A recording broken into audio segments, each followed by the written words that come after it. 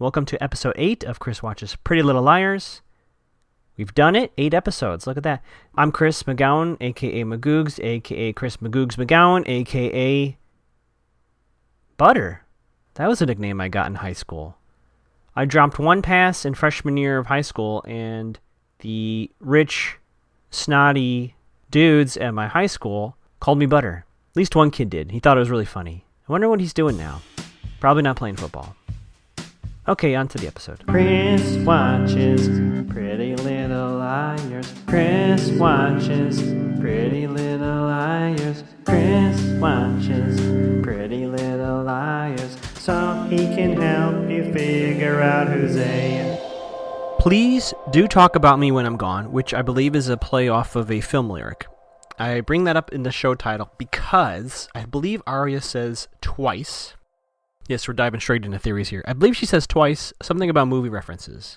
Arya says this at the very beginning when she says, "That's immortality, darling." Arya says, "Where did she get that?" Or someone says, "Where did she get that?" And Arya thinks, "I think it was from a movie." We get that again at the very end of the episode when Arya says, "We're all in Alicent's movie."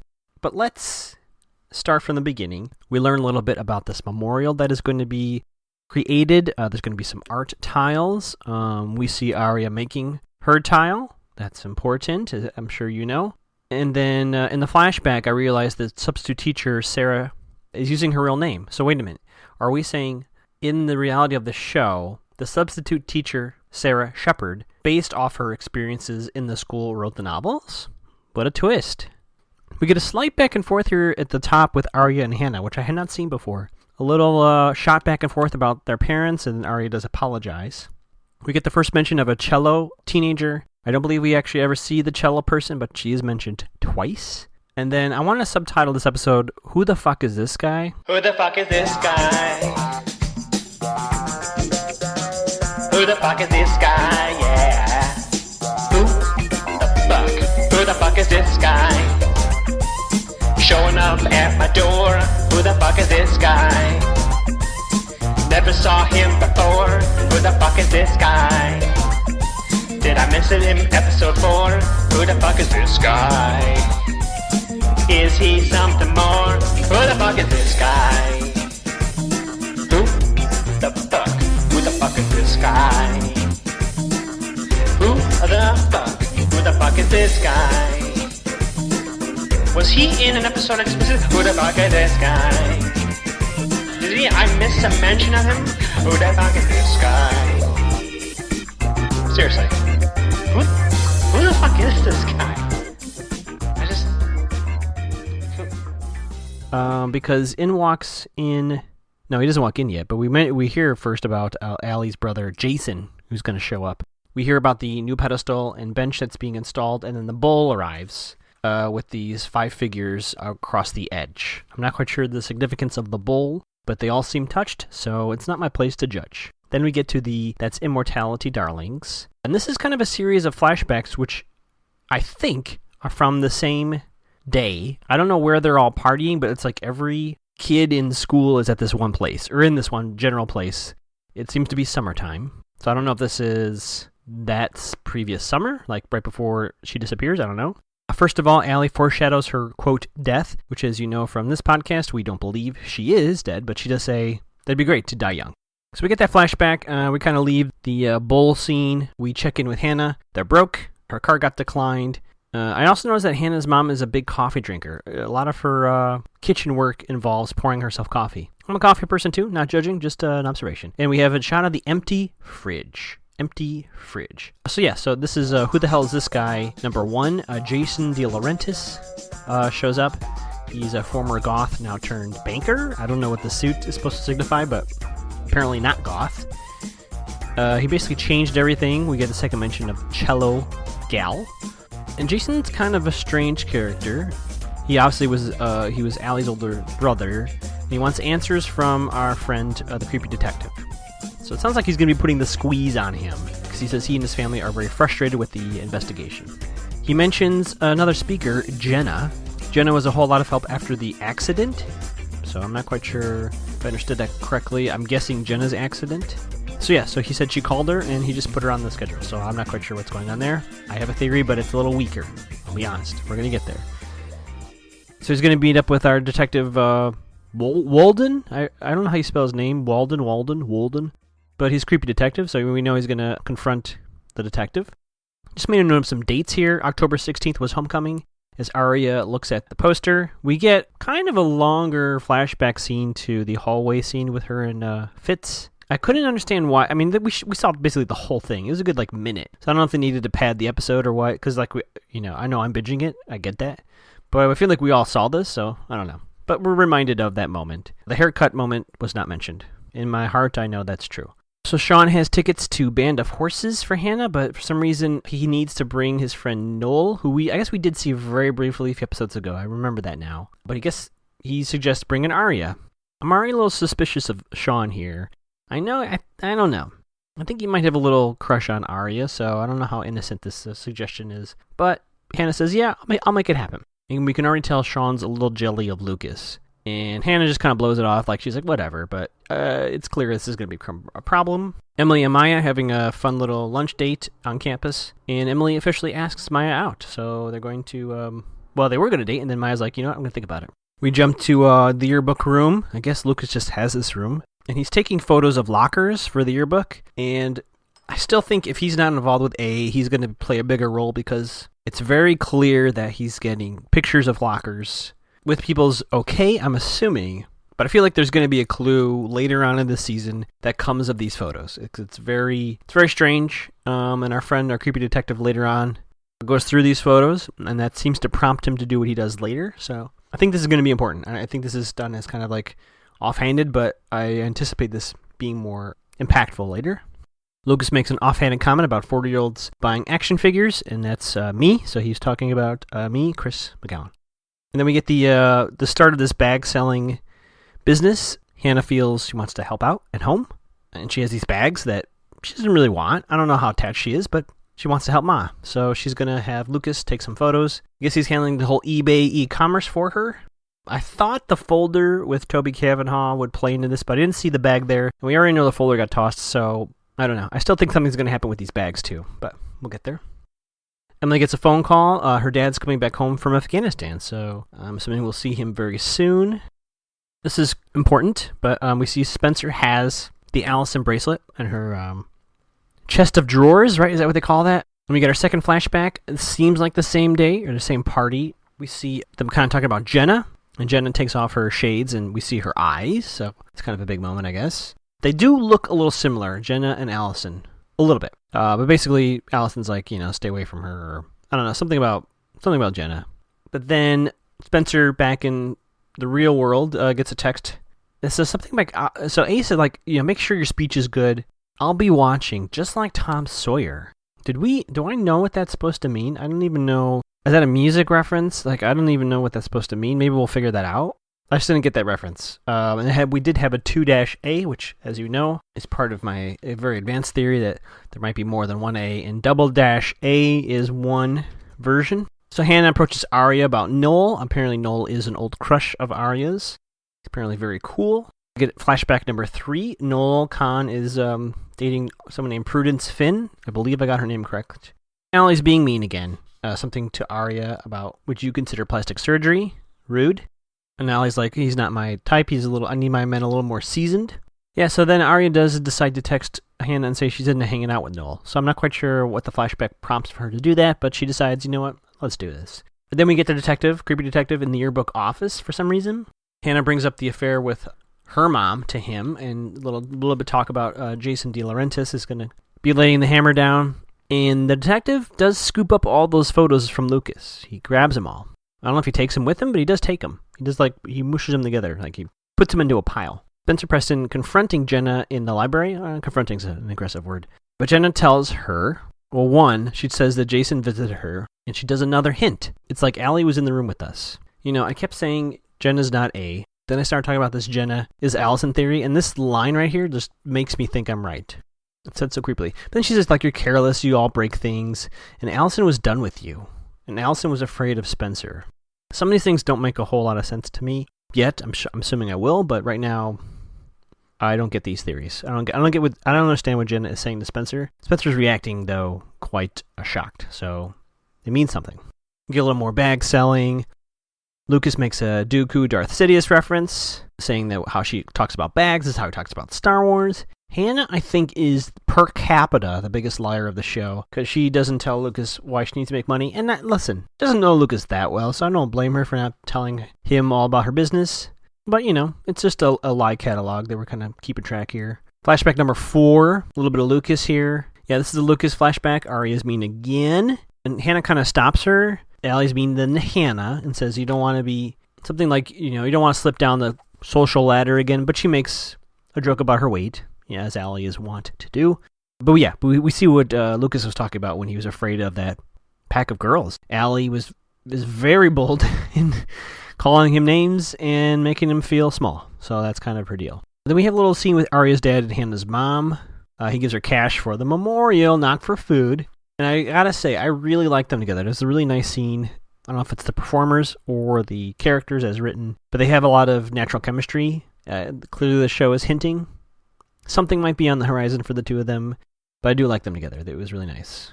At the very least, there's a platonic support group for single parents. Not to say that Arya's mom is out of the picture necessarily, but Arya's dad's kind of taking the bulk of the work. That's kind of complicated, of course, but he's taking the bulk of the work, and of course Hannah's mom is doing the same for Hannah. So, do we have Jason saying something weird, kind of weird to Arya? I think it's Arya and Emily right in the hallway. Something about keeping secrets. I didn't quite understand it, and I've seen this scene twice now. So I hope it's not important, because we jump right to Detective opening Toby's locker, and we have a little Jason versus the creepy detective scene. And the detective's like, hey, you want me to solve this? Well, here's Toby's locker, and we're going to do it. Another piece of information dropped here. Timeline of Allison's disappearance. Toby's phone called Allison's phone the night she disappeared. It's very clearly said even here, we don't know who picked up on either end, but that is in the court records. So Emily puts on the Maya scarf, and that makes her think of another flashback. There's a little discussion of this kissing rock, Allison and Emily. And I can't tell exactly in this moment, but it looks like Allie is flirting with Emily, or is she teasing her? Like that is a little unclear to me, but looks like Emily does have a little bit of a crush on Allison in that little scenelet. So we then jump to, that's right, the pizza date inside Hannah's kitchen. Sean and Noel, Hannah, and Arya. Noel says something about we're going to leave the pizza here so that's room temperature when we get back. I guess Sean ordered crazy bread and really wants it, but it turns out it's Lucas at the door. Lucas is dropping off cash for the bags. Sean is super jealous. Super jealous. I wrote in my notes, Noel is A. I always give a random character the A accusation. I don't know. I'm giving it to Noel this week. Emily and Maya are watching a movie called Walk with the Zombie, and I noted that it's two women holding hands approaching what looks like some sort of well or something. I'm not quite sure what they're walking towards, but that's the movie they're watching. So Jason is at Spencer's house for some reason. I don't know where he's staying, but they have this kind of long scene, and Jason tells her that he kind of appreciated that Spencer challenged Allison. And they kind of have this little discussion about grief and loss and justice, and there seems to be a lot of hurt still there, which is understandable. He reveals to Spencer, though, that Allison told him that Spencer did everything. That Spencer was the one that said, let's get Toby. Spencer was the one that, I don't know if he says that she actually was the one that threw the firecracker of doom inside the garage or wherever they did it. But basically, Allison's story to her brother was that this is all Spencer's fault. And then this is a little confusing for me too. Spencer says, you're just like Allison. And he says, in some ways, even worse. Now, what in the does that mean? Oh yeah, so with while they're watching Walk with Zombies, I think it's Emily that makes the move. She puts her hand over Maya's. I went, aw.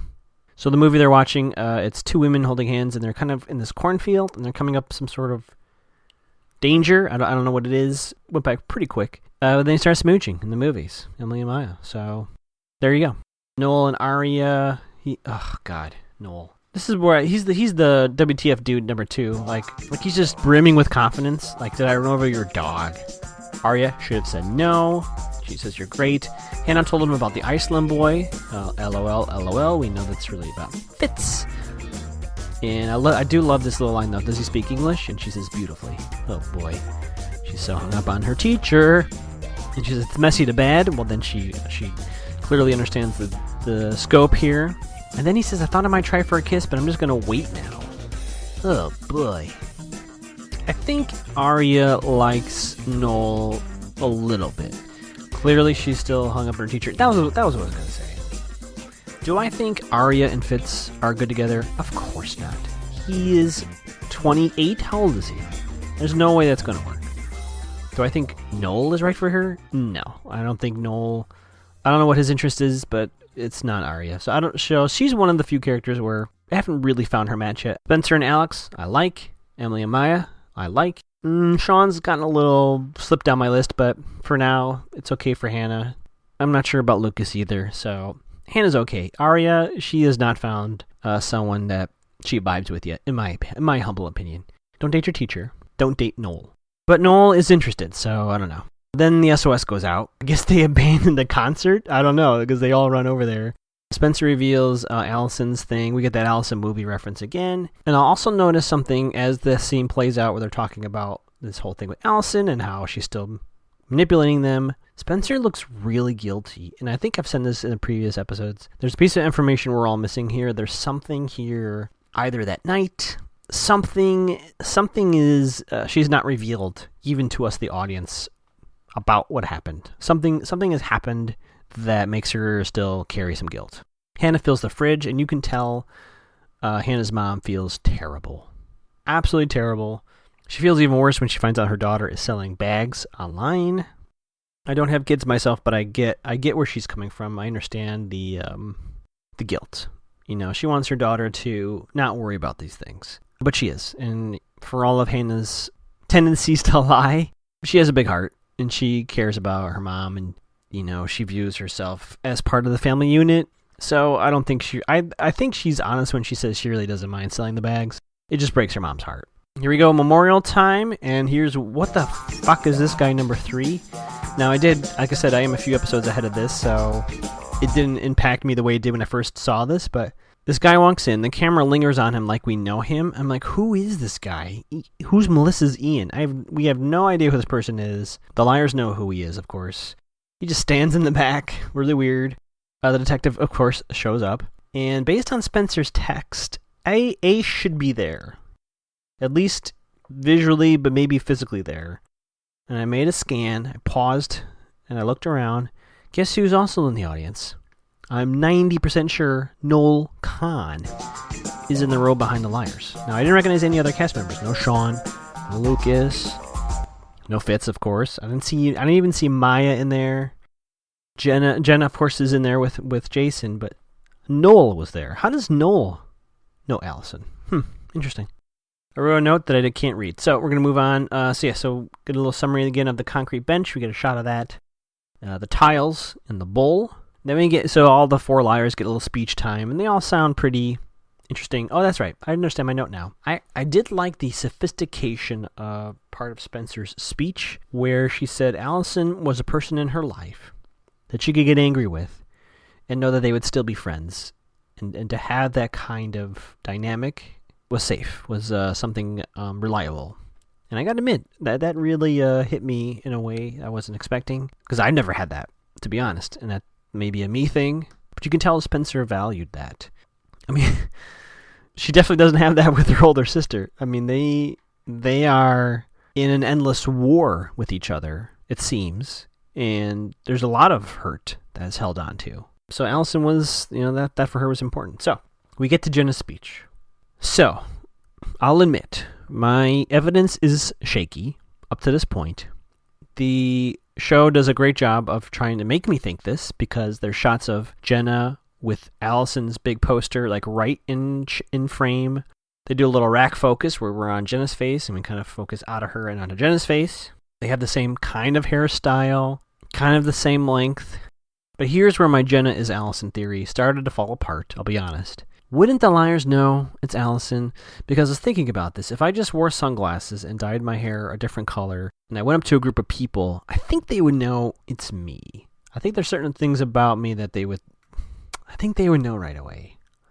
I don't think that's enough to trick people. Now, granted, there is the Clark Kent, Kara Danvers syndrome, right? Putting on glasses and suddenly you don't recognize somebody. I guess it's possible. I'm just not as sure about it as I used to be. Again, her speech is very, very much painting Allison to be a saint, which, if you believe the stories up to now, well, of course Jenna would think Allison is telling the truth because Allison told her Spencer did all that. However, if you're Allison pretending to be Jenna, what better way to memorialize yourself than going up there and saying how great you are? So, and there is one thing mentioning about laughter. Like, Jenna would be laughing at this, Allison would be laughing at this. And I didn't see Jenna laughing, so I don't know. I'm less certain about Jenna as Allison. I'm going to bump it down my list. I'm no longer confident that's what's happening. If it turns out I'm right, then it turns out I was right. I just can't believe the 4 liars would not recognize their old friend. I just don't. Yeah, so Jason comes over to the house after, says his family says thank you. Interesting that they didn't show up, but I mean, I get it. I mean, if your daughter has passed, that might be very difficult. And he has an Allison bracelet, and he says Allison was wearing it. The police gave it to him, so he gives it to the liars. And the assumption at the end here, and we'll get to the very end in a moment, the assumption at the end here is that they think someone created a fake bracelet and left it in the woods for them to find. And I kind of took them at their word. I guess I don't not believe him, but couldn't the opposite be true? If Jason was doing something, couldn't he give them a fake bracelet? He may not even know that they already have one. I don't know. I guess I'm not sure what it means. I'm not sure why it's been so important to them. I'm not sure why someone would create a fake one to give to them. I'm not quite sure why there's 2 now. I realized the significance of the bracelet moment for the 5 of them, because it was kind of like, this is my gift to you, like we're bonded as friends. But why? Either fake one doesn't make sense to me. Making a fake one, I guess, makes you think Allison was alive, but she's not. And then why would Jason give it that specific thing to them to say, I want to give this to you? Like, I don't know. There's something there that I think we're going to have to get more information on. And finally, we get the vandalization of the memorial. I paused to be sure I saw which tile gets busted, and it's Arya's. So someone with a shovel destroys her tile and trashes the whole thing. So, where are we left? Gotta say, I'm stumped. This was the episode. We had 3 dudes who just showed up and are now in the show. Don't know who they are. Mona wasn't in this at all, so I thought she might even show up to the memorial. She doesn't. Kind of hurts my Mona theory. Creepy detective is getting pressured by Jason. Detective seems to be pretty sure it's Toby, for whatever reason. So he's kind of done. I don't know. And A was pretty nice this week. I mean, A said, I'm just going to be watching. Be sure you do a good thing for Spencer. And that's, I don't know. Does A even do anything else, right? Yeah, just like Tom Sawyer thing. Yeah, I'm kind of light on theories this week. I've kind of been thrown off a little bit, and I don't know. I think all of my theories are kind of not good at this moment. I think a big reason of it is because I keep coming back to, why do all this? What has occurred in someone's life that this is a lot of work? Like, why would you do this? For what end? To what purpose? And the only thing I can come up with is that the liars know something that they want someone else to tell. So there's some piece of information that one of them or all of them know, and they want this A person, whoever they are, wants them to tell, say, the police or the family, right? Just say it's that. So this piece of information, this is something that we don't know. They have it, and it's very valuable. It could be actually a national treasure situation. Maybe Allison stole the original Constitution. It's hidden somewhere, and only she knows where it is. But the liars do too. Yeah, I guess until I understand more what that is, I'm kind of stuck. And I think we almost got it a few episodes back, right? Didn't Arya at the homecoming say something like, "Well, that summer, there's something you should know." Toby was about to say something, which we incorrectly assumed what it was. Yeah, I'm at a loss, everybody. I got to be honest. Yeah, I don't know what A wants. Like, what does A want out of all this? Just to torture them? Sure, but it can't be that simple. I mean, I know people who have been harassed, in real life. It's not fun or funny to talk about. But usually someone gets obsessed in a negative way with somebody, and it does become their focus, right? Their behavior gets more and more severe until, authorities do have to get involved, or, something more serious happens. But I don't think that's what's happening here, because there's 4 of them getting texts and letters in the mail and etc. And we have some motive from some people, but the level of and sophistication of all this just doesn't add up. So if I'm overseeing this investigation and I have my detective Walden running around busting open Toby's locker, I think if I were to have my Monday morning meeting about the case, I'd be stumped. Friends, this is a dark time on Chris Watches PLL. We are left with some unknown dudes who just showed up on the show. A lot more questions than answers. And did they see Band of Horses? We may never know. Maybe we'll get more answers next time. I'm sorry, everybody. This is the part of the case where a detective sits in a hot tub, drinking wine, and hopes that something comes together in their brain. So, see you next time for episode 9. And remember, if you're going to pretend to be somebody else, be sure you work on your voice too. If I walked up like this, would you think I'm Chris or somebody else? I don't know. Not my best dismount. And as A says, just like Tom Sawyer, whatever that means, that's immortality, darlings.